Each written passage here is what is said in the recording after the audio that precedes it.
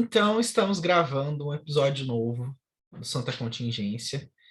Acho que vai ficar muito claro para as pessoas já do que se trata esse episódio.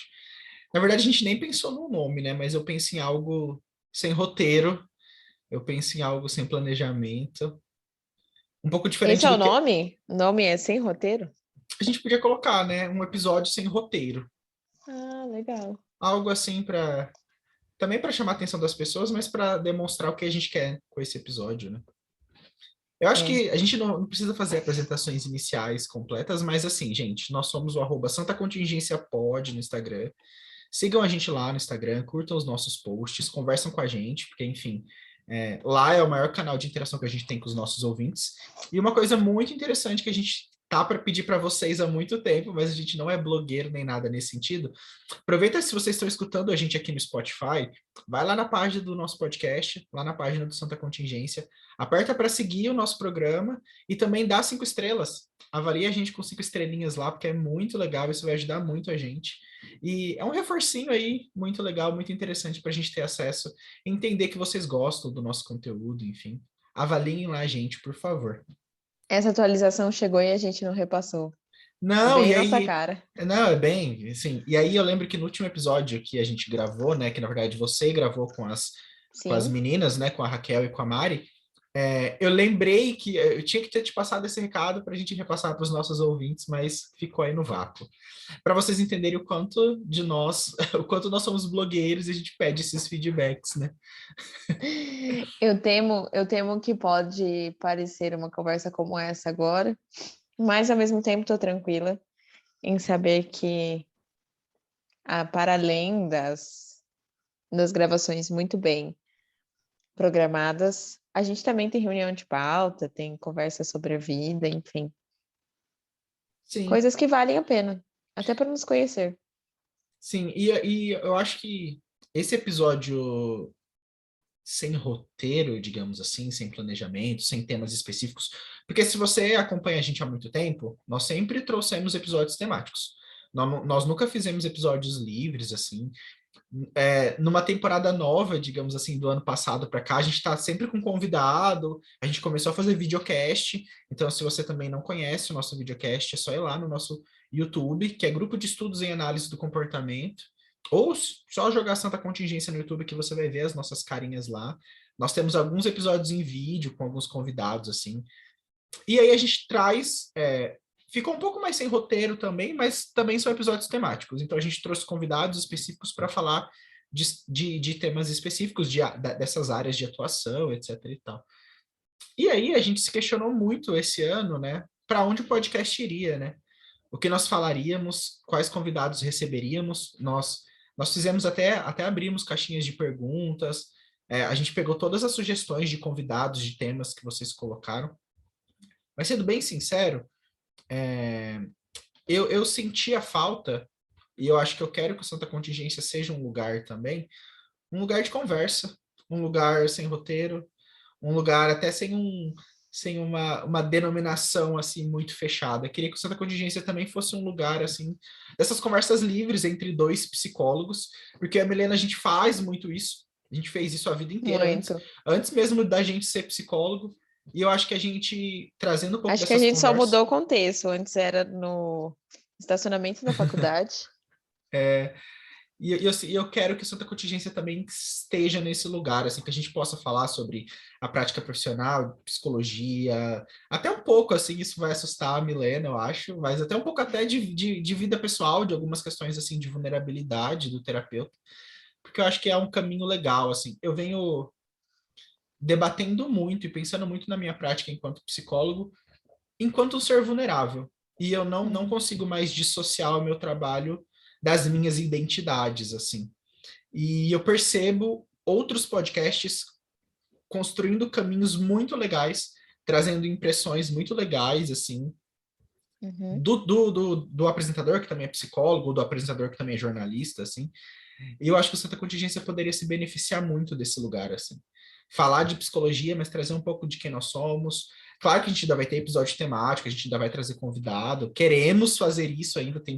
Acho que isso é o que isso é o que a gente mais quer fazer. A gente tem uma lista imensa de convidados assim para trazer. Mas eu também gostaria que o Santa Contingência pudesse ser esse lugar, assim, que a gente só pudesse dar play e estamos gravando aqui, que é isso exatamente que a gente está fazendo agora, para entregar um Então, conteúdo, uma conversa. você falando assim, me remete muito a uma situação de hoje, de agora a pouco, na verdade. Eu É, fui atender. hoje, acho que é só para a gente deixar registrado na história, hoje é dia 5 de maio de 2022, uma quinta-feira fria aqui em Presidente Prudente. Exato. Estou até fanha, porque acho que estou resfriando. Espero eu que seja só um resfriado. Mas, então, é, estava atendendo hoje, pouco antes de agora, um paciente que está há bastante tempo comigo. Aquele paciente, Gui, que você conhecia e você me indicou, que teoricamente foi um dos meus primeiros pacientes na clínica. Uhum. Enfim, Um e só processo bem para antigo, você, né? bem antigo. E só para o pessoal poder entender, é um paciente que já está há, agora quase 2 anos em terapia.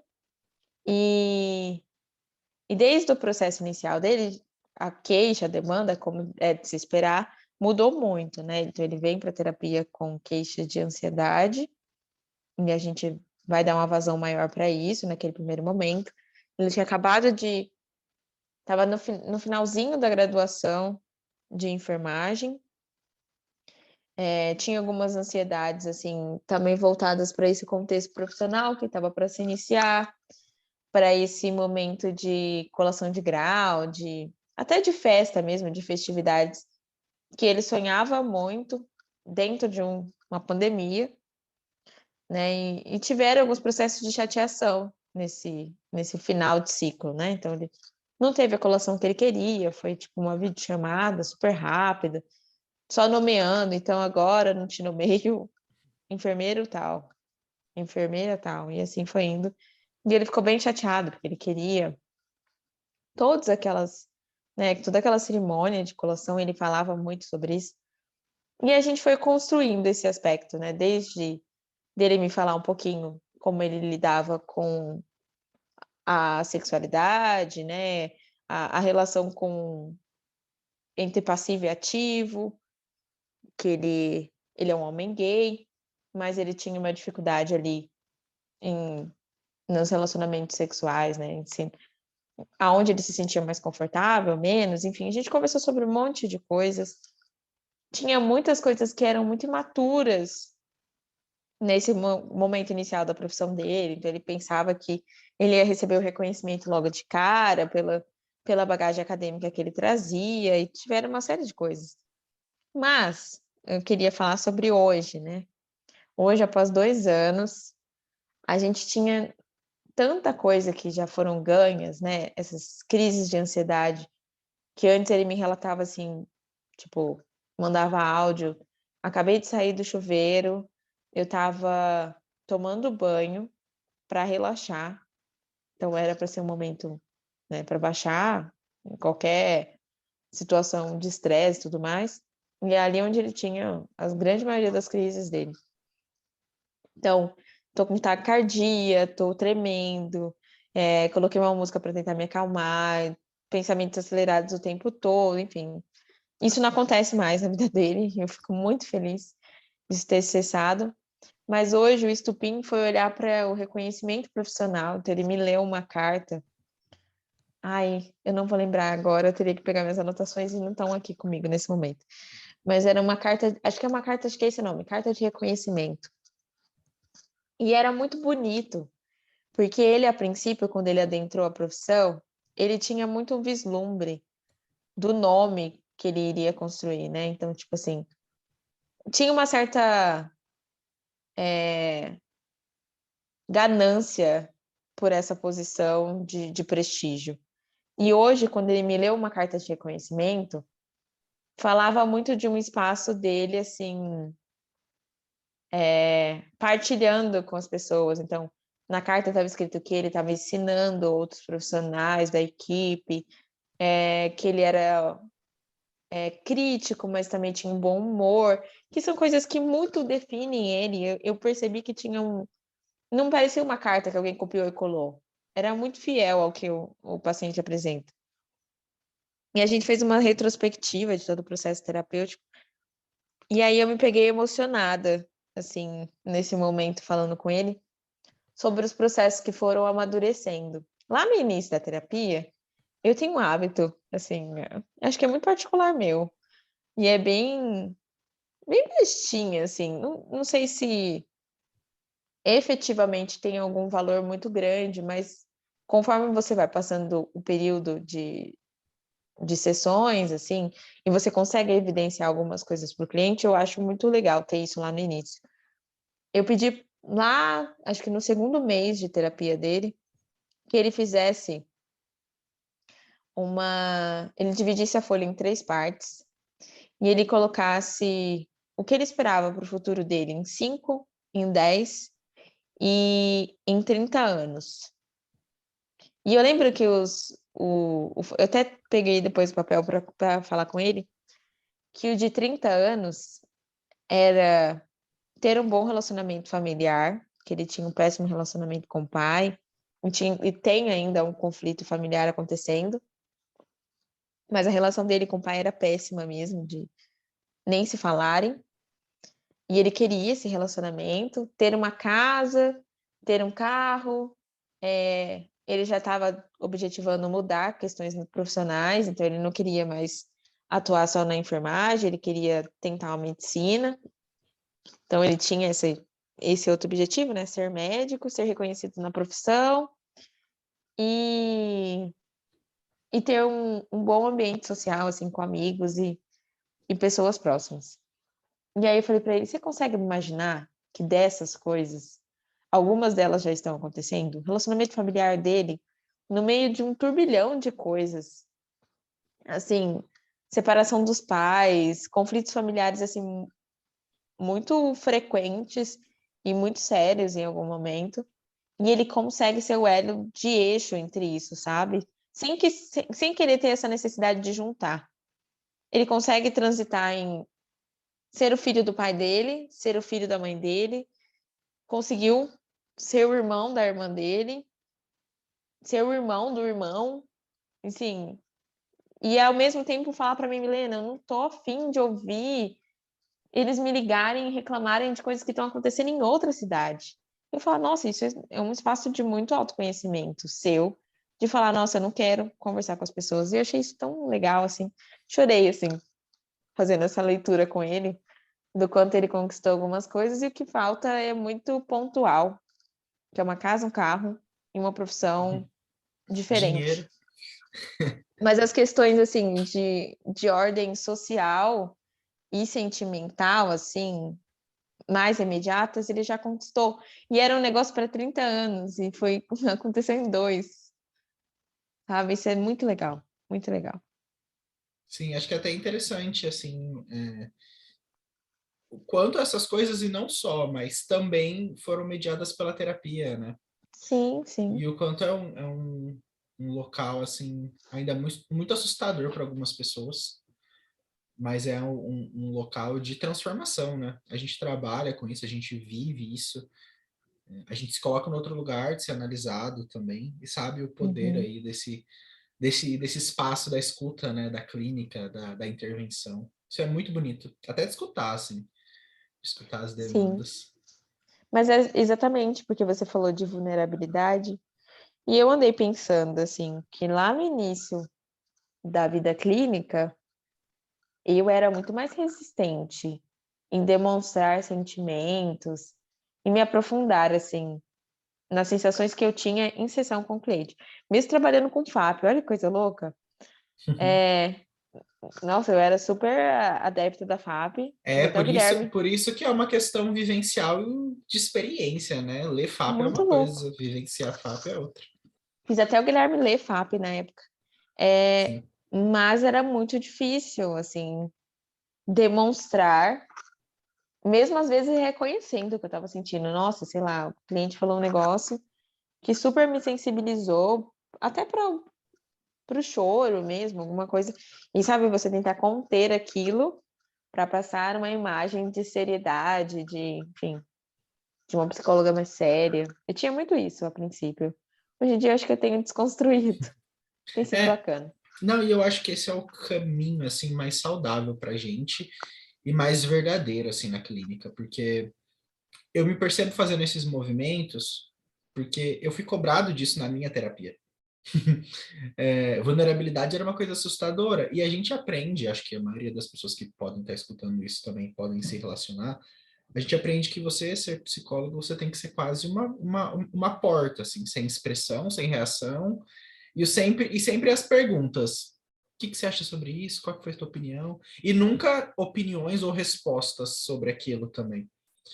E, claro, isso leva a gente para um lugar, me levou especificamente para um lugar para me preparar, para estudar, para saber aquilo que eu estava fazendo, assim.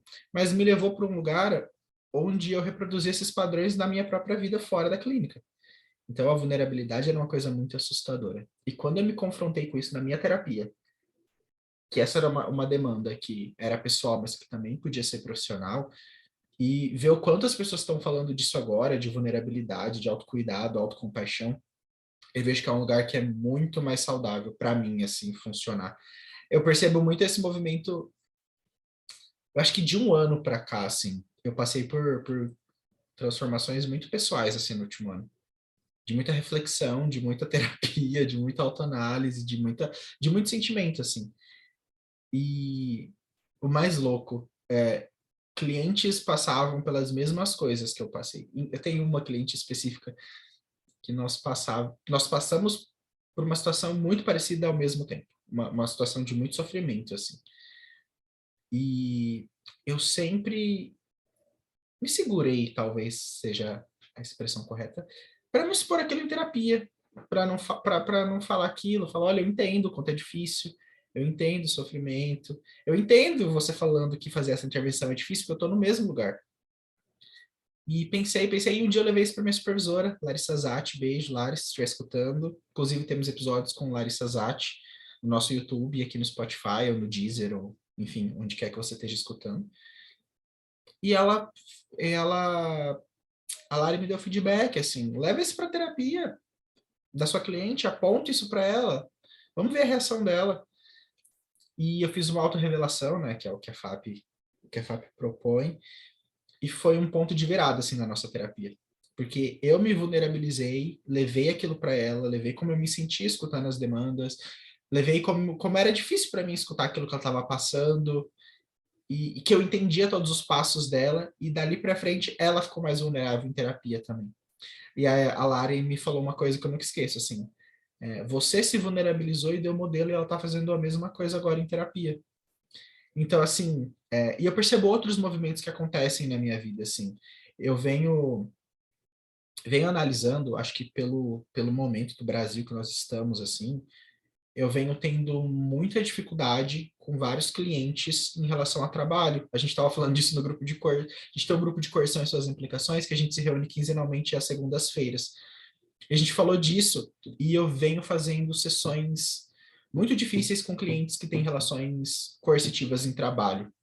E hoje eu fiz uma sessão com um cliente, assim, que foi muito difícil mesmo, assim. O cliente, ele está claramente com burnout, com todos os sintomas, sabe disso, porque nós estávamos discutindo que talvez era um burnout, e hoje ele chegou na terapia, assim, falou, eu sei que eu estou cansado, eu estou exausto, emocionalmente esgotado, extremamente sensível, mas eu não posso largar meu trabalho, eu não posso largar os cursos que eu faço, eu não posso largar as minhas responsabilidades, e eu estou desesperado, o que eu faço?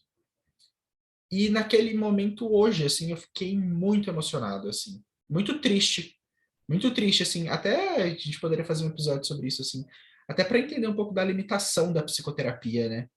Porque qual é a nossa intervenção nesse lugar, assim? O que que a gente faz? Qual é o nosso poder contra esse modelo trabalhista, capitalista, empresarial de competição que a gente tem na nossa sociedade?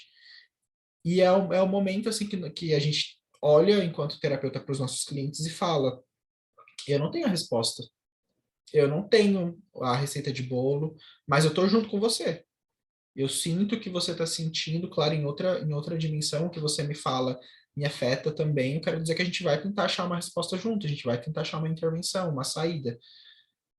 Nesse momento não tem resposta certa, não tem resposta fácil. Vamos juntos. E foi muito assim emocionante para mim. E eu me deixei sentir. Eu me deixei ser tocado por aquilo que estava acontecendo na terapia, assim. E eu acho que ser esse psicólogo e essa pessoa mais vulnerável, assim, olhar mais para os meus sentimentos, tem feito a minha prática ser muito mais verdadeira, assim. Um aspecto mais genuíno, né? Mais, sei lá, mais pontual, mais semelhante com como a gente se relaciona na vida cotidiana. Eu acho que a gente foi muito treinado a encenar, sabe? Encenar o papel profissional. Eu me sentia muito assim em alguns momentos profissionais, sabe? Tipo assim, a roupa que eu ia vestir tinha que condizer com a maneira que eu ia andar, a maneira como eu ia falar e a maneira como eu ia devolver algumas coisas para o cliente. E eu sinto que isso não é mais uma questão, tipo, até a maneira como eu me visto mesmo. Hoje em dia é muito mais desconstruída, é muito mais semelhante com o meu jeito confortável de ser. E aí, quando vez ou outra eu tô afim, eu coloco um salto, quando não, e assim vai indo. E eu me sinto confortável com isso. Acho que a gente tem que construir, assim, aspectos também que sejam reforçadores para nós também, dentro Exato. dessa profissão.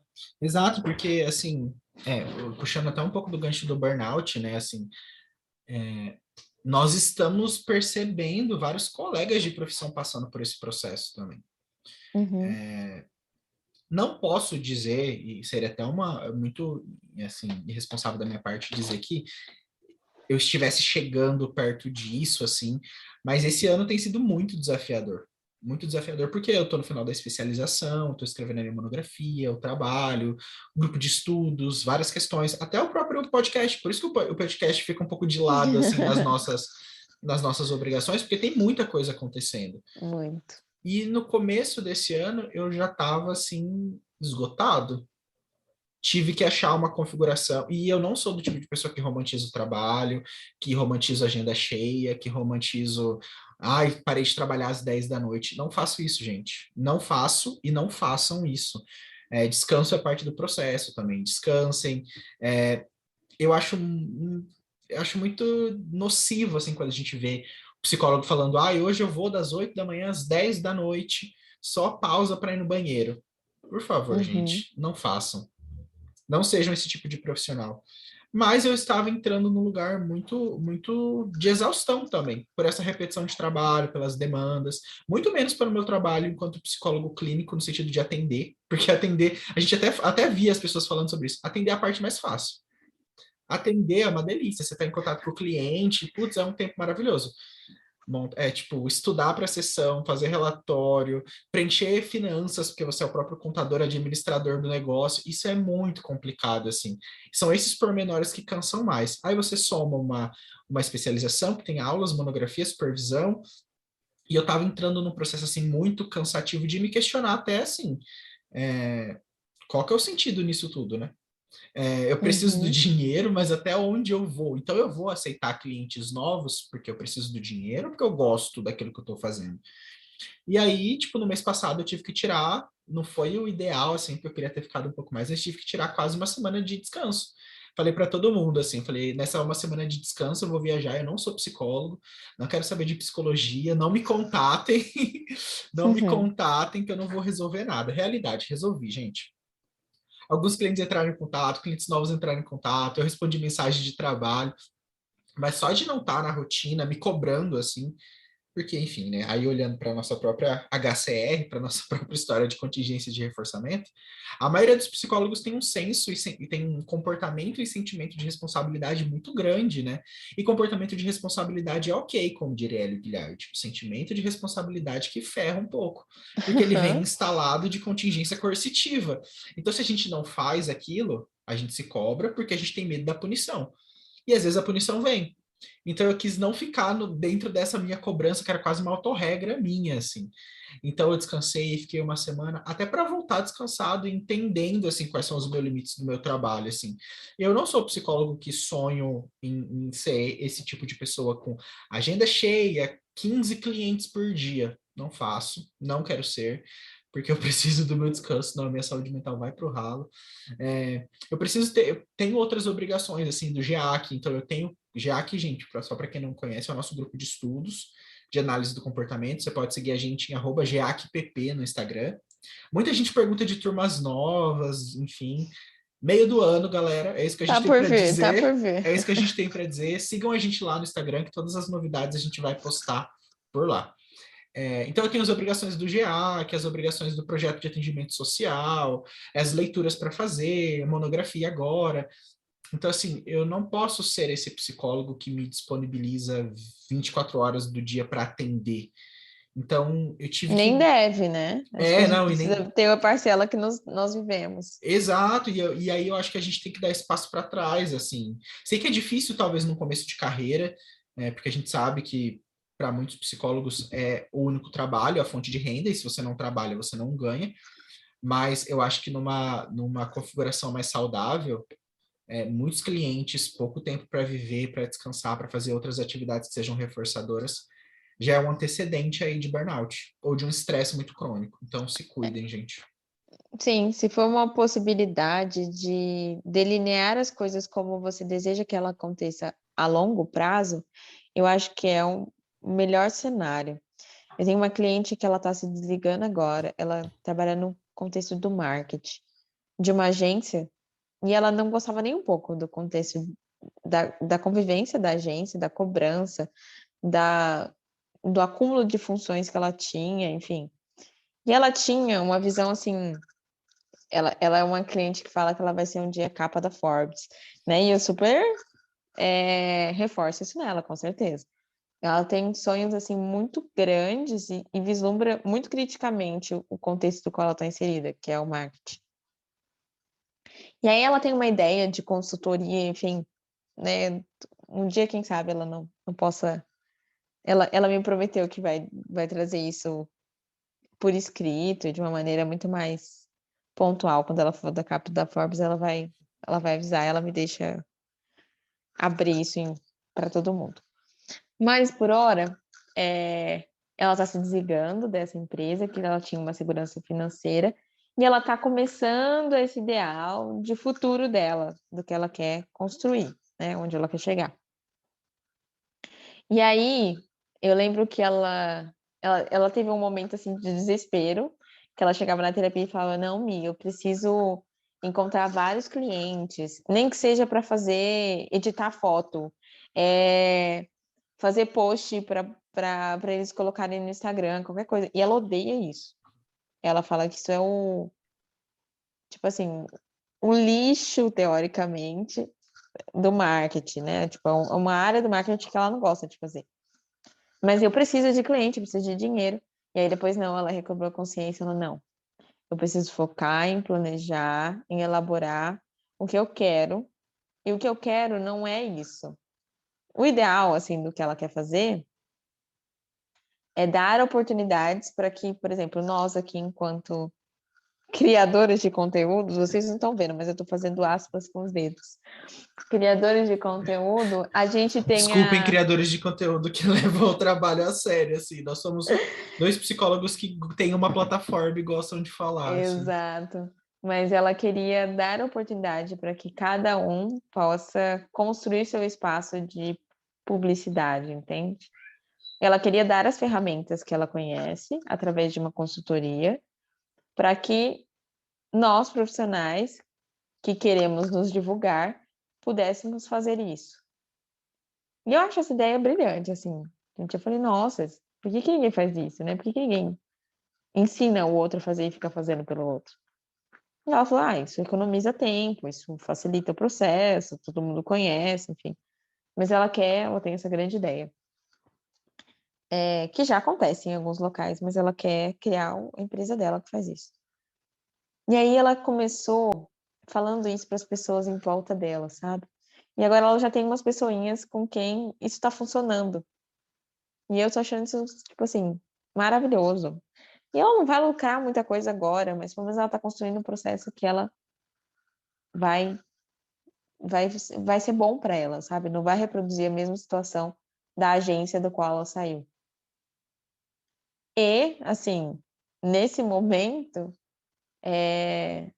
ela tem uma segurança financeira de um dinheiro que ela guardou da agência, e ela ainda tá morando com a mãe, ela ainda tem algumas coisas, né? Por isso que eu falei que, se for possível, gente, tipo, construa seus objetivos profissionais já pautados mais ou menos naquilo que você tem de valor, e não passe por cima disso. Mas eu sei É que isso que eu ia existem falar, a momentos, questão dos valores, né? exatamente, mas eu sei que tem momentos da nossa vida que a gente se submete a situações por outros fatores, né? Eu acho que a gente já cansou de falar isso aqui para vocês, mas agora de uma maneira bem mais direta, sem corte, sem nada, nem tudo na vida é só o contexto pessoal, psicológico, sentimental, de autocuidado. Às vezes a gente precisa pôr alimento na mesa, e isso é uma relação muito difícil. Mas, quando for possível, criar situações que sejam boas, reforçadoras, legais, nisso tudo. Sim, eu acho que isso é muito importante, assim, analisar os nossos valores e perceber se a gente está se aproximando ou se distanciando deles, né? Até quando a gente perde um pouco desse, vou usar uma palavra bem chula, mas enfim, desse tesão pelo trabalho, assim, a gente tem que olhar e entender, assim, mas por que que eu comecei, né? Por que que eu escolhi? Por que que eu quis ser psicólogo clínico? O que que me atrai na profissão? E fazer sempre esse exame de consciência de será que eu estou indo em direção a isso? Será que eu estou construindo essa prática? Será que eu estou construindo esse lugar que é prazeroso e eu gosto? Ou será que eu estou pelo dinheiro? Ou será que eu estou pelo status? Ou será que, enfim, por outras e outras e outras questões? E eu acho que é um exercício que a gente tem que sempre fazer, assim, de resgatar esse lugar do prazer. Esse lugar, ainda mais a nossa profissão, assim. Eu acho que trabalhar com psicologia clínica, com demandas tão sérias e uma coisa que ela é de relação, a gente trabalha com relação. A gente trabalha com estar Uhum. aqui na frente de um, tá aqui ou tá no presencial, enfim, na frente de um cliente, de uma pessoa e se ligar afetivamente com ela para que o trabalho aconteça. Então, a gente tem que estar 100% aqui. A gente tem que estar 100% nesse trabalho, gostando do que a gente faz. Senão, eu acho que sem relação terapêutica as coisas não andam, né? Acho não, tenho certeza. Sem relação terapêutica, sem vulnerabilidade, sem vínculo, as coisas não vão para lugar nenhum, né? Exato.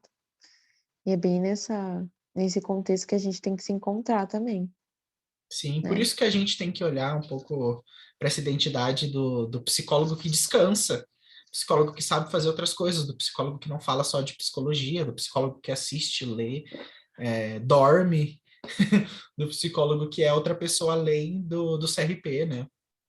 Sabe que também, além disso, um processo de autocuidado meu, recente, assim. E pessoas entendem que autocuidado não é só Skincare. é, skincare, dar uma volta no parque, fazer, enfim. É, eu acho que é esse processo até de reconhecimento mesmo dos seus sentimentos e situações de descanso, enfim. Mas um processo de autocuidado meu recente, bem recente mesmo, porque eu acho que eu não tinha esse pensamento antes, é reconhecer as minhas práticas profissionais quanto válidas. Porque eu acho que eu era muito comparativa, tipo, não tá dando efeito, acho que não dá certo. Tipo, sabe, tipo, sem, sentar um momento e se vangloriar pelas coisas que tá acontecendo. Esse as Então, vitórias. com certeza. Eu tive. É muito difícil ser psicóloga que atua em intervenção com crianças autistas, porque é um processo muito de aquisição e perdas ao mesmo tempo. Você adquire uma coisa, mas isso pode se perder em algum tempo. Ainda mais acho que numa instituição, né, Mi? Isso. E você pode regredir muito rápido. E aí, hoje a gente estava numa reunião, pensando num paciente, num cliente lá, que também é assistido pelo processo educacional ali dentro da instituição. Então, é uma relação mais próxima, porque a criança estuda e faz as terapias ali dentro. Então, a gente consegue fazer essa troca muito mais direta com a escola. E aí, a professora tinha trazido a demanda, né, que a criança está fazendo xixi na sala, é uma criança que já tem um controle, já tem um treino de toalete, já fazia tudo muito bem. Só que nessa troca de situações na vida dela, o pai ficou responsável por fazer os cuidados. E eu lembro que, a princípio, eu achava isso fantástico, assim.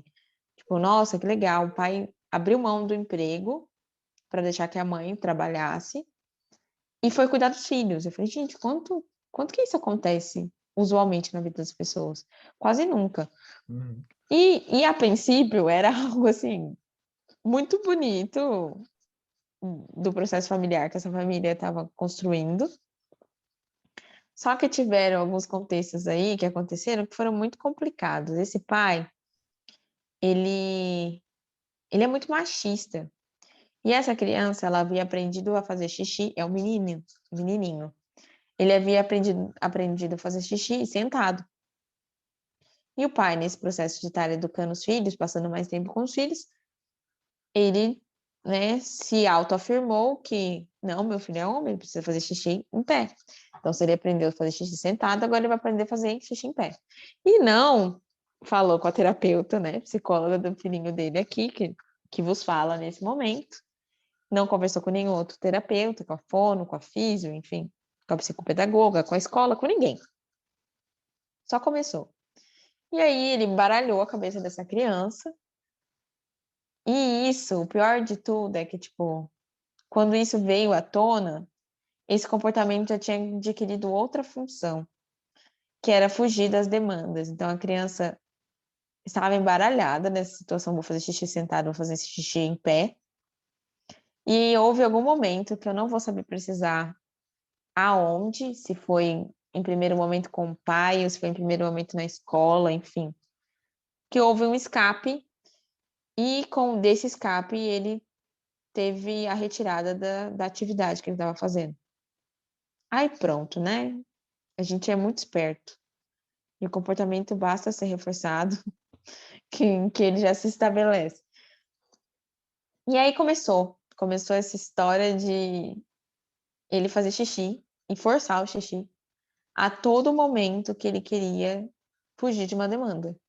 E aí isso aí virou uma salada em casa, na terapia também, ele ficava tentando fazer xixi, na escola, e a gente estava nessa luta gigantesca. E aí essa família, que era muito linda, maravilhosa, colaborativa, começou a culpar as terapeutas. Então, passou a ser culpa nossa de que esse xixi se tornou frequente, porque as nossas terapias eram muito duras com a criança. E aí por isso que ele tá fazendo isso, que esse negócio de aba não dá certo, não. Enfim, eu vou levar para a criança para outro lugar, não sei o quê. E aí a gente se reuniu nessa semana, assim, para fazer algumas tentativas de intervenção, analisar com mais. E eu lembro que eu só comecei a pensar, nossa, ele responde bem a, a imagens, né? Então a gente pode usar a pista visual. E ele é uma criança que, se você delimita tempo, ele realiza a atividade. E se eu colocar alguma coisa que seja visual e que demonstre essa relação de tempo entre uma coisa e outra, e que quando ele terminar, a consequência seja algo que ele goste, sair da sala, dar um passeio, fazer alguma coisa. E eu fui muito assim, sabe quando você tá meio que ligando o tico-teco ainda, você nem começou a analisar muito bem? Aí a gente tava todo mundo conversando ali com a professora e tudo mais, a gente achou um timer, daqueles de reloginho que parece quando você vai fazer bolo, que tem um timer de 1 hora, você consegue colocar de 5 em 5 minutos, enfim. Aí eu conversei com a professora qual era o tempo de tolerância, ele tem um tempo de tolerância ali de 5 minutos nas atividades, depois ele já fica disperso. Eu falei, aproveita isso. Dê uma atividade, 5 minutos, liga o timer. Quando tocar o timer, né, que ele tem um sinal sonoro quando termina, vocês deem a consequência como dar uma voltinha, enfim, fazer aquilo que ele normalmente vai buscar como fuga. E aí a professora depois chegou Gente, eu juro para vocês, isso foi uma intervenção pensada hoje de manhã com todos os profissionais. A professora colocou em prática pela manhã ainda com ele. E aí, próximo do horário do almoço, ela foi na nossa sala e falou assim, gente, hoje deu certo. Eu falei, cara, foi aquele momento que você fica tipo assim, eu sou foda, eu sou muito boa, não é possível. E eu não tinha essa relação antes. Eu antes ficava tipo assim, ah, não, beleza, deu certo, que bom. E passava. Não, eu parei um momento e eu olhei para as meninas, para as outras terapeutas que estavam ali, e falei, gente, vocês têm noção do quanto a gente é foda, do quanto a gente fez um negócio aqui muito legal? Não, e do A quanto gente não é fonte vozes da nossa cabeça, né? Não, são intervenções que eu já li em alguns artigos, em algumas coisas, já usei, enfim, tem alguma validade, mas é difícil, né? Se a gente trabalha com análise de sujeito único, né? Qual é a probabilidade daquilo dar certo para aquela criança, a menos que a gente tente? E deu. E isso é muito bom. Então, acho que esse é um processo que eu tenho feito recentemente. Tenho validado, me validado nesse processo também. Comigo é um pouco do caminho inverso, assim. O lado, um pouco do lado profissional, assim, eu sempre dei muita ênfase porque as pessoas falavam de positivo da minha questão profissional. Então era onde eu experimentava muito reconhecimento daí. E isso, de uma forma ou de outra, me bastava. Se as pessoas falassem, nossa, hoje a sessão que a gente fez foi muito legal, putz, isso era demais para mim. Nossa, Guilherme, como que você entende, sei lá, de análise funcional? Isso era muito para mim. E a vida pessoal ficava para trás, sabe? Então, o meu autocuidado, ele vai muito mais pro Guilherme Pessoa, assim. O meu autocuidado começa quando eu monto a minha agenda e a minha agenda tem espaços para eu descansar, tem espaço para eu ler as minhas coisas, tem espaço para eu não fazer nada, tem espaço para eu escrever a minha monografia. Aí tem as tardes de atendimento, tem os horários do GEAC, os horários que eu vou fazer as leituras do GEAC. O meu autocuidado, e autoconhecimento também, que eu acho que veio natural, mas faz parte também, veio de entender que sim, eu posso priorizar o meu lado profissional, que é o que vai e que me traz muito reconhecimento, muitos reforços, assim, mas o Guilherme Pessoa tem que vir junto. Então, esse ano, assim, tem sido um desafio me olhar mais, sabe? Me reconhecer, me escutar quando eu tô muito cansado, quando às vezes eu tenho tem tarde, esse ano eu fiz isso com mais frequência, assim, de não estar bem numa tarde e falar, olha, queridos clientes, não vou conseguir atender. Vamos remarcar, vamos tentar chamar outra data daqui a alguns dias, ou a gente fica para a semana que vem, se não tiver nada muito urgente, porque eu não estava bem. Então eu aprendi a me escutar muito, assim. Aprendi a. Tanto é que quando eu fui quando eu dei aquela pausa de uma semana que eu falei anteriormente, eu me agradeci, assim. Eu falei, ainda bem que eu me permiti e me liberei para estar lá, para estar descansando, para estar na praia. Porque o Guilherme, psicólogo, o Guilherme que ganha dinheiro, assim, que é o seu próprio empresário, seu próprio chefe, não gostaria, porque, entre aspas, eu perdi dinheiro, né? Porque quem não trabalha não recebe na nossa vida de autônomo aqui. Mas eu fui, e foi muito bom, assim. Faria de novo sem pensar duas vezes. Então, a minha prática de autocuidado vem de me olhar mais, assim. De ler coisas em análise do comportamento, mas também ler um livro que eu quero ler putz, vou assistir uma aula da especialização, também vou assistir uma série. Vou escutar um podcast sobre análise do comportamento, depois vou escutar meus podcasts sobre cultura pop, sobre besteiras. Então, assim, enaltecer e levar junto, assim, o Guilherme Pessoa nesse caminho, assim. Uhum. Olha, esse episódio, que não é para ser bem um episódio formal, tá ficando muito formalizado. Vou trazer um conteúdo de aleatoriedade, né, para ele. Que tava passando pela minha cabeça enquanto você tava falando, nada a ver com o que você estava falando. Eu tava me perguntando, gente, por que a gente começou a falar de autocuidado? O que viés que a gente entrou, que a gente começou a falar de vulnerabilidade, autocuidado? E aí eu parei para pensar, a gente tá frio, né? Acho que no frio a gente tem esse A Nada a gente ver. se cuida mais no frio, isso é um fato, né? Passa... Acho, a gente tem essa questão assim mais, sei lá, mais de Foi um cuidar de SD? si. Será que foi Esse um foi. SD para essas conversas? Eu acho que deve ter sido. Eu tô no meu quarto agora, e aí eu tô olhando assim, nossa, que espaço legal, né? Eu tô olhando com uma cobertinha, e eu fico, é isso, sabe? Esse é o espaço de autocuidado, de, assim, descanso que eu tenho. Então, acho que falar sobre descanso nesse espaço deve ter sido, deve ser uma coisa legal. Eu acho que por isso. Sim, sim. É muito importante. Eu sempre falo e faço esse exercício com todos os meus clientes, assim, independente da profissão. A gente tem que aprender a descansar também. Uhum, Tem que trabalhar, tem que entregar o job, tem que bater meta, tem que atender, tem que ser médico, tem que ser tudo, mas também tem que aprender a descansar, porque senão a conta não fecha, né? Senão fica desequilibrado assim essa equação. exatamente.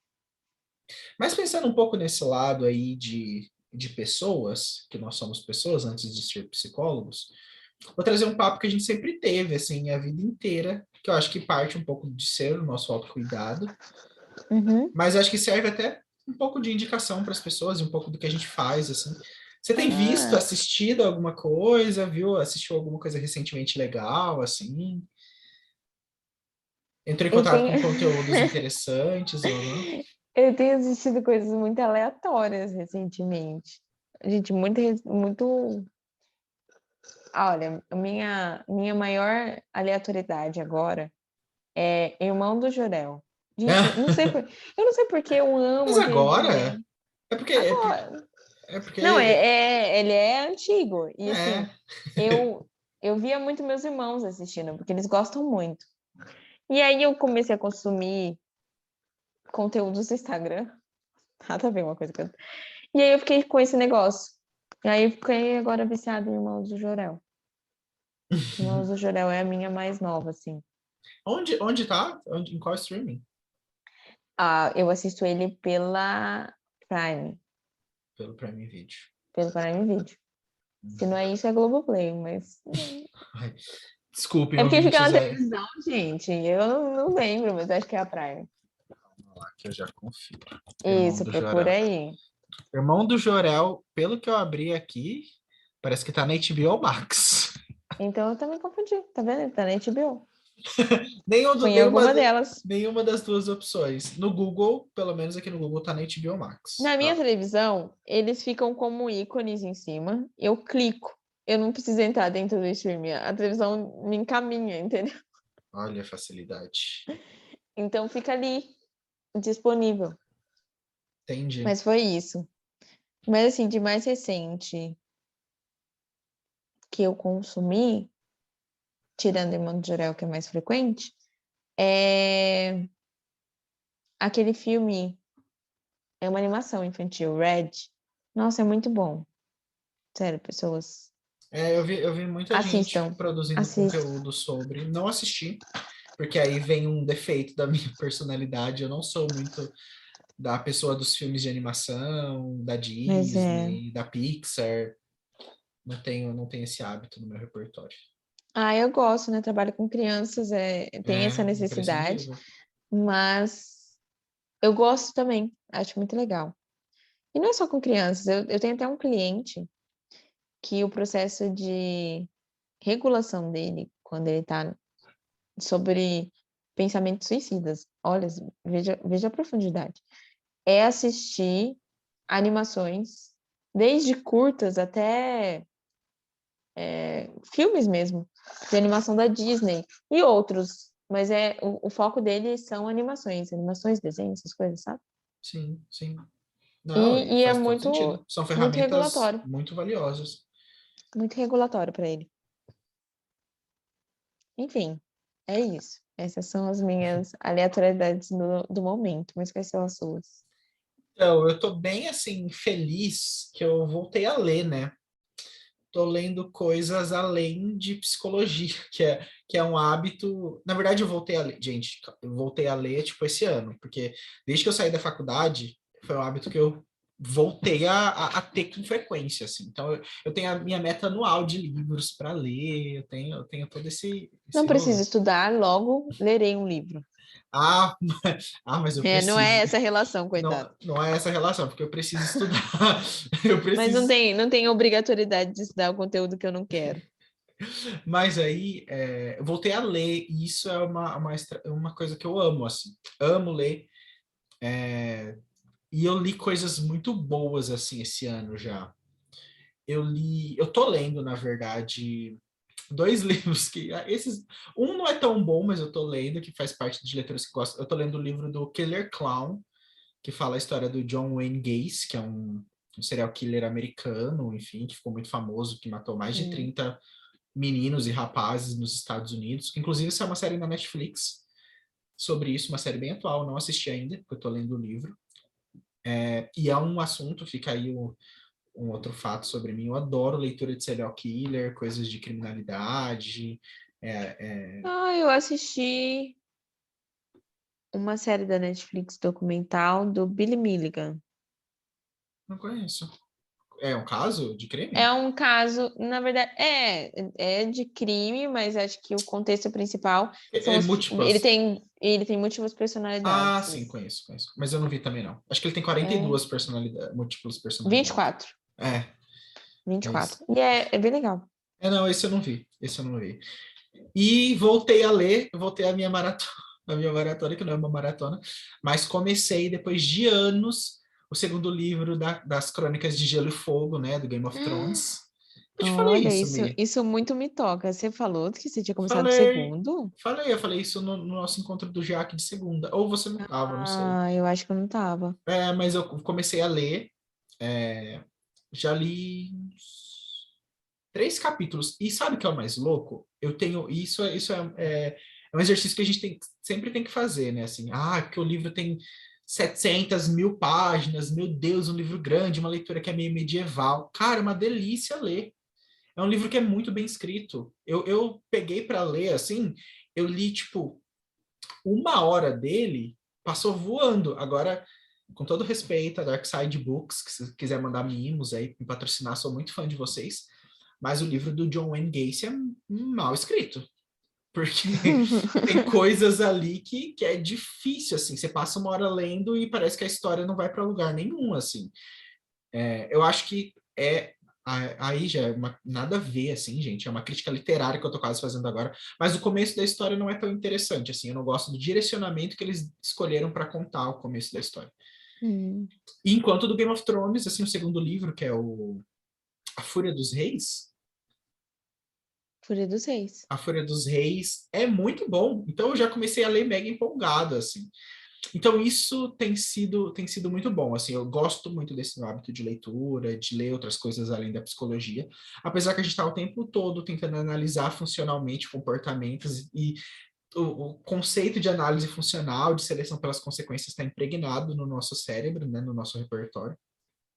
Mas eu li coisas muito boas esse ano, eu li o Arrastados, da Daniela Arbex, que é a mesma Uhum. autora do Holocausto Brasileiro. Leiam, nossa, leiam Arrastados, conta a história da barragem de Brumadinho e tudo que aconteceu. A Daniela Arbex, eu até mandei um direct para ela no Instagram, enfim. Ela conta de um jeito tão sensível às tragédias. Ela tem um livro sobre. Ela tem vários livros, né? Mas os que eu li dela são sobre o hospital, né? De Barbacena, o Holocausto Brasileiro. Ela tem um livro que chama Todo Dia Meia-Noite, Todo Dia à Mesma Noite, desculpa, que é sobre a Boate Kiss. E esse agora, o Arrastados, que conta a história da barragem de Brumadinho que estourou. E, então, assim, são livros de tragédias, de histórias muito tristes, de histórias muito tocantes. Mas ela conta a história e tem um respeito e uma sensibilidade para contar aquilo, que aquilo com certeza influencia na nossa vida de olhar para as nossas relações e de agradecer também, assim, que nós não passamos por esses momentos, assim. Uhum. É uma leitura, putz, ela é uma das minhas assim, escritoras brasileiras favoritas, assim, acho que é da vida, talvez não só do Brasil, mas do mundo inteiro, assim. Escreve com uma sensibilidade, assim, gigantesca. E li um também recentemente que me tocou muito, que é o Tudo é Rio. Hum. O Tudo é Rio, que é da Carla Madeira. outro livro nacional lindo, lindo, lindo, lindo. Um livro que fala sobre violência, que fala sobre afeto, que fala sobre perdão, que fala sobre Brasil. Lindo. Leiam Tudo é Rio, porque também é um livro, uma coisa muito marcante, assim. E de série, acho que eu preciso entrar no hype, assim, que tá todo mundo falando, que eu vi recentemente o Heartstopper. Ah, eu E também eu, vi. e eu Nossa, tô, deixa eu passar essa. e eu tô simplesmente, assim, apaixonado por Heartstopper, por Ai, é muito maravilhoso. toda a questão da representatividade, da facilidade que a série demonstra, dos afetos, do carinho, da fofura. É lindo, lindo, lindo, lindo. Eu fiquei enebriado assistindo Heartstopper, assim.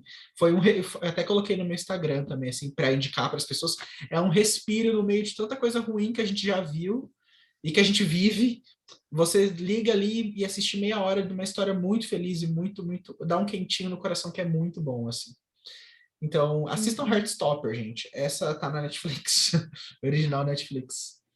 Nossa, eu até revivi as ideias assim, porque ela tem, né, essa pegada teen, né, de alcançar esse público. E eu falei, caraca, na minha época, na minha época, como se isso fosse há muito tempo, mas o que eu tinha de mais próximo disso era assistir Glee, sabe, assim?